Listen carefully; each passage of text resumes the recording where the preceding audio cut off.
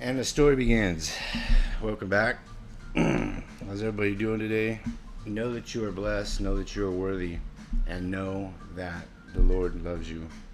The universe, Mother, Father, the moon, the sun, and all the stars, because that's what we are indeed, right? Alright, let's get started. It all started one night on Center Street, where all the cruisers would cruise up and down the boulevard. Teenagers and older post-teens would hang out, sit on hoods or motorcycles or whatever. That's the night when a witchy woman and a Vietnam dropout who never made it through boot camp due to a dishonorable discharge, but he kept that part a secret. Anyways, excuse me. They met that night at the boulevard not long after Sly's boyfriend she was madly in love with had broken it off, and now she was on the hunt for a rebound to make him jealous in hopes of getting Harley back. Just so happened there was her opportunity. "That's him," her sister said to Sly. "You know the one I was telling you about?" Sly's sister Patty knew all the guys because she was a huge party girl and loved action and drama. Sly said, "What's his name again?" Patty slaps her shoulder and whispers, "Punky. Go talk to him." Now at this time, Sly was pregnant with Harley's child. However, she didn't even know this at the time. Sly put on a sly grin, like the Grinch looking for her next victim, crossed the boulevard and approached Punky. "Hey, what you doing out here by yourself?" Sly asked Punky. Caught off guard, Punky timidly said, "Trying to sell my truck so I can buy a Harley." Immediately, dollar signs flashed in Sly's eyes. Yep, my sister was right. This guy is all about money. Perfect, Sly thought, as she said, "How much do you want for it?" "Then maybe I'll buy it. Or maybe I can go home with you and work it off somehow." Now, Sly was a beautiful shaped witchy woman who put spells on others and even over herself to become more attractive than she actually was. She had a face that matched her body, but on the inside she was meaner than a coiled rattlesnake ready to strike. Punky was unaware of this at the time, due to the beauty spell Sly cloaked herself with. Punky timidly choked out, "What was your name again?" Because Sly never offered it in the first place. "Oh, my name is Sly. Is your real name Punky, or is that some kind of nickname?" "Punky is my real name, but was given the nickname Yo-Yo in boot camp." "Oh, so you're a tough guy?" Sly asked. Punky replied, "Yeah, I can handle my own. I've been trained and served in Vietnam." This was lie number one, because he never made it through boot camp. Sly smiled at this, thinking not only was he, all about money, but was a tough guy, and that's exactly what she needed.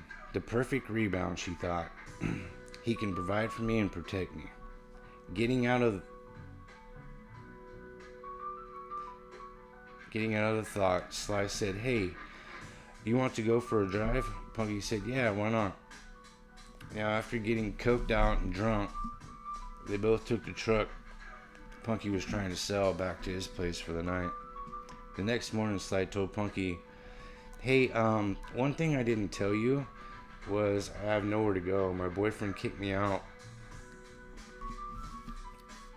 and to add some, drama and flair during a manipulation tactic, because that's exactly what it was."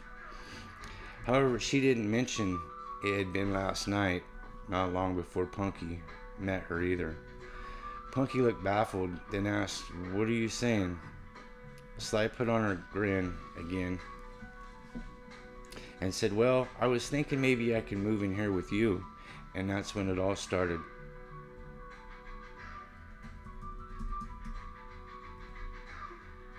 She flew out of bed like a witch on a broomstick straight to the bathroom. Yep, morning sickness had just kicked in.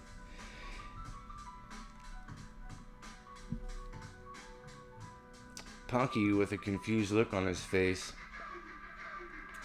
But he wasn't the only one confused by this, though.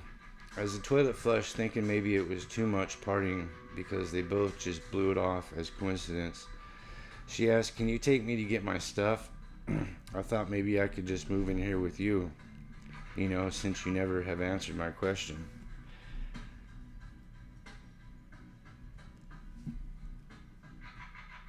Now, punching at the side, both have codependency issues. So Punky was eager to have what he thought was a beautiful woman to come home to when the plot thickened. Now Sly, being a witchy woman as she was, dabbled in the dark arts, which he was not aware of. But she was taught this as a little girl. This is not a type of thing that you can just start doing and hope on hope everything goes according to plan or practice. No, she had been groomed for this her whole life. Intended to become very wealthy, respected, powerful with her witch skills of sorcery and magic. Punky was oblivious to how powerful she thought she was. Even the spells she had put on him in just a short time after about a month. Though the morning sickness increased, and Sly decided to go to the doctor to see what was going on with her, Dr. Blitz walked in and said, "I got good news and bad news. Which would you like first?" So Sly said, "Give me the bad news first," fitting her own personality. All bad. She preferred that to any good news coming from one of the Covenant cult members, which in truth, any good news in that circle was always bad news for someone outside of it. Make that make sense. Sly thought to herself, because no news isn't good news. Dr. Blitz said, "Well, slowly," he said, "you are pregnant, and it's too early to tell yet how far along you are. I will have to draw some blood and go from there."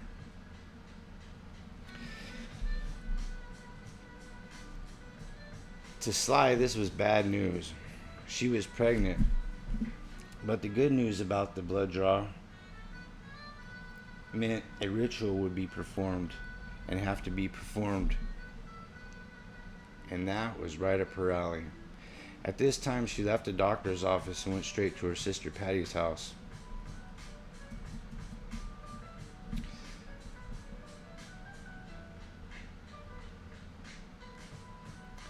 Now, her sister Patty was a tarot card reader, so Sly knew that she could tell her what the doctor couldn't. Alright. And what the blood ritual could reveal the truth of the bad news she received. Was also groomed for the dark works, being they were sisters and lost their mom and dad at a very young age. With her dad, who was a truck driver, and he passed before their mom did.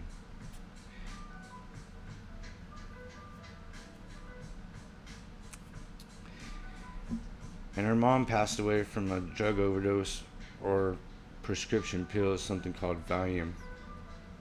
Now, Ty, her stepfather, married their mother also before her death, to make it seem whatever, but Ty adopted the girls. He adopted Sly and Pat before the incident of the overdose concerning their mother. After the passing of Sly and Patty's mother, Ty then got married to a witch that trained the girls to grow in the dark arts and that passed the matter down to the sisters, or the mantle, shall I say. There's a typo. Sly pulled up to the two-story house on Revere Street. Patty and her sister was waiting. Patty, her sister, was waiting on her balcony. She said to Pat, Get your cards. I want to see what you read about me before I tell you anything. Pat laughed as she snorted a line off the top of her beer can and raised an eyebrow. Are you talking about why you've been sick for a month? Sly said, just get your cards and give me some of that, grabbing the beer can on her way in the house. Sly, riddled with anxiety at this point, somehow already knew the answer was in the cards, but she didn't expect what she was fixing to find out. As Pat went to strike the lighter, the candle flame erupted and then went back to a normal flame and never flickered, which wouldn't be odd if it didn't.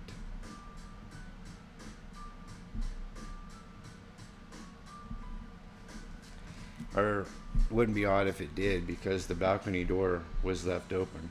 This got both their attention immediately due to the fact the solid flame never wavered in any direction, just stayed strong and constant. She said as a breeze blew in and flipped over this dark card with a great sigh of trepidation. Sly's anxiety grew, as did Pat's curiosity on what might be revealed, because she was not wanting to be pregnant, and because this would really thwart her plans. Until she thought, if I really am pregnant, I can sacrifice this baby and be instantly powerful, respected, and wealthy. As Pat shuffled the cards and the other card popped out, this time it was the magician. She flipped over the deck and it revealed the Ace of Swords.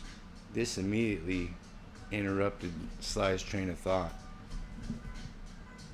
Pat told her to hold on as she would finish shuffling as she began to go through the cards. They revealed that not only was she pregnant, but the child was special and otherworldly. Special in a way that this child was. She was pregnant with a star seed, and a light worker, a future leader to all generations. Pat said, well, I was hoping this wasn't the case when I seen those cards pop out, which made me inhale sharply. While shuffling, Sly, looks like you're going to have your hands full and your work cut out for you. Sly glared at Pat and screamed, read them again.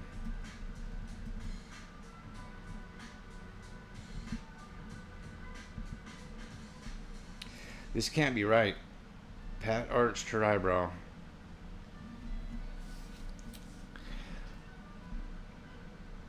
Patty said, hold on, I'm still not done yet. This put Sly on edge, and her seat began to warm up.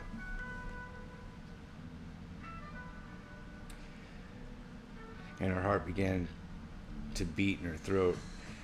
Only half listening and plotting, thinking, and planning the sacrifice of this child she already hated. There is indeed. As Pat screeched out, oh my God, sister, you're never going to believe this, immediately catching Sly off guard, not to mention her attention. Stammering and waving both hands in the air, said, hell, I don't want to believe this myself, Pat said. Continuing, Pat told Sly, your child is, well, half angel, half demon. Both light and dark are equally balanced in this one.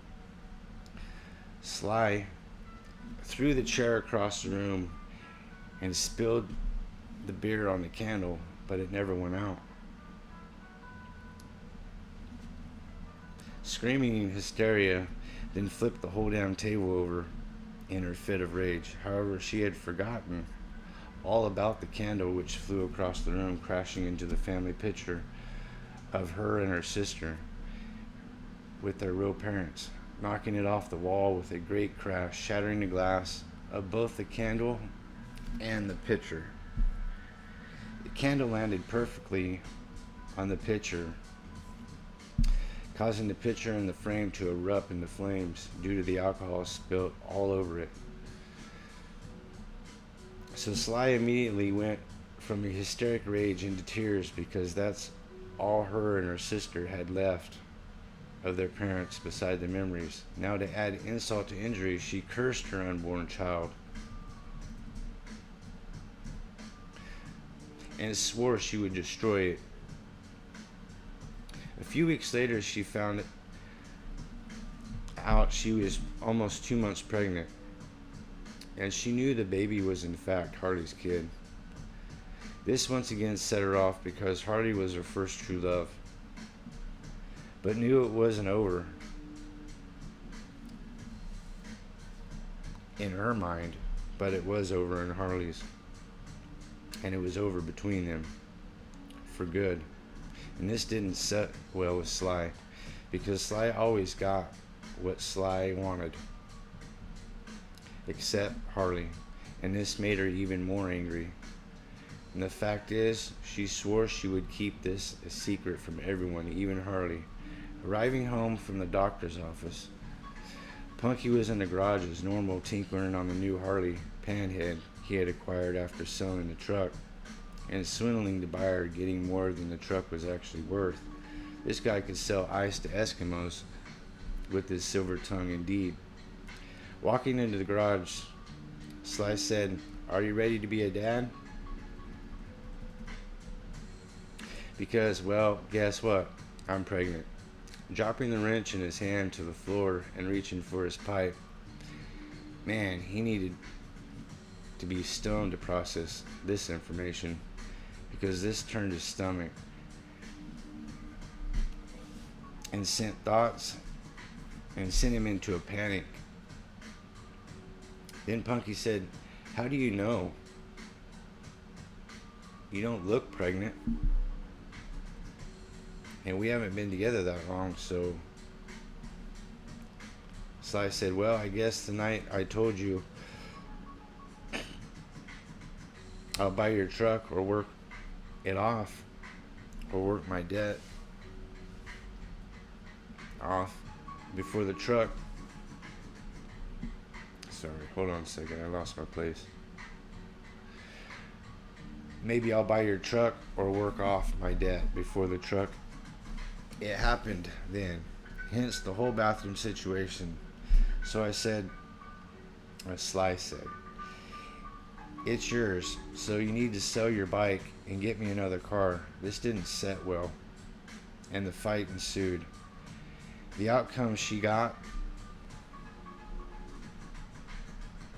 she always got what she wanted, and also covered up the lie about the kid being his.